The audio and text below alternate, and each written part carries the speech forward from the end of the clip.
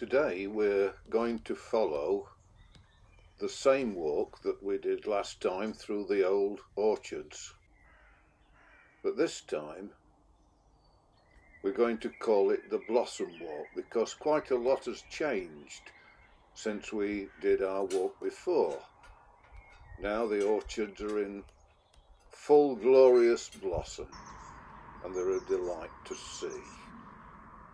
I'm reminded of the famous poem, "Oh, to be in England now that April's there, and whoever wakes in England sees some morning unaware that the lowest bough and the brushwood sheaf round the elm tree bole are in tiny leaf, while the chaffinch sings on the orchard bough in England now. Little lamb, who made thee? Dost thou know who made thee? Gave thee life and bade thee feed by the stream and o'er the mead, gave thee clothing of delight, softest clothing, woolly bright, gave thee such a tender voice, making all the vales rejoice. Little lamb, who made thee? Dost thou know who made thee?" And after April, when May follows, and the whitethroat bills and all the swallows, hark, where my blossomed pear tree in the hedge leans to the field and scatters on the clover blossoms and dewdrops at the bent spray's edge. I sit in the shadow of apple boughs, and in the fragrant orchard close, and around me float the scented air with its wave-like tidal flows. I close my eyes in a dreamy bliss, and call no king my peer, for is not this the rare sweet time, the blossoming time of the year?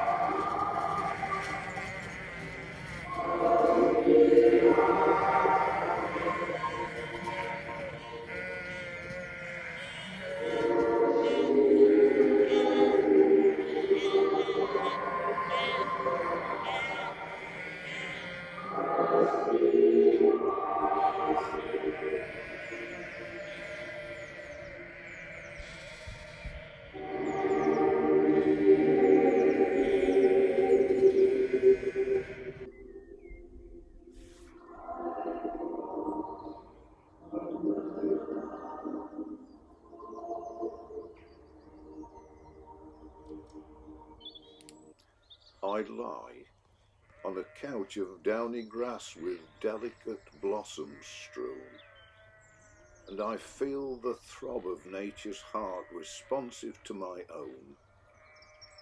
Oh, the world is fair, and God is good, that maketh life so dear. For is not this the rare sweet time, the blossoming time of the year?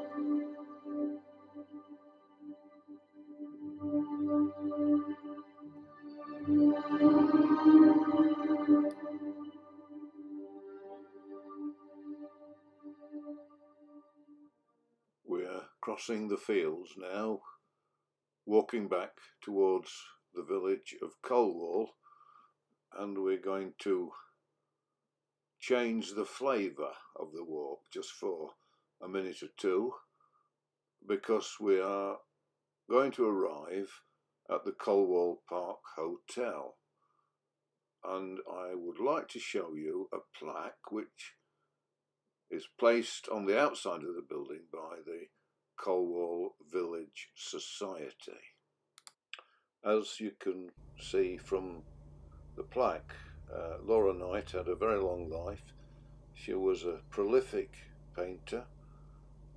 Clearly from these examples we can see she was influenced by the Impressionists, and her subject matter was wide-ranging from landscapes like the ones here to portraits. She had a particular interest in the circus, gypsy encampments, and so on. She trained at Nottingham Art School and was a member of the Royal Academy. Well, we'd better get back to our blossom theme, and here we've got some lovely cherry blossoms, softly flowing, soaring higher, carried on the gentlest breeze, pale pink shade, smooth as silk, slowly falling from the trees, gently blowing round and round, twirling, swirling to and fro, just in spring, with sunlight touching, will cherry blossom grow. The next shrub that we come across has catkin-like flowers. Jill Roberts, tell me what it was, but I'm hanged if I can remember. Well, our walk is almost over. We're going up Brockhill Road, and looking over the fence we can see into Picton Garden, which, like the rest of nature, is beginning to spring forth. Acer leaves glowing in the distance there, various flowers coming up in the borders, and the whole scene, like our walk really, is something of a delight. And so we arrive back at Needwood with the rhododendron in the front garden.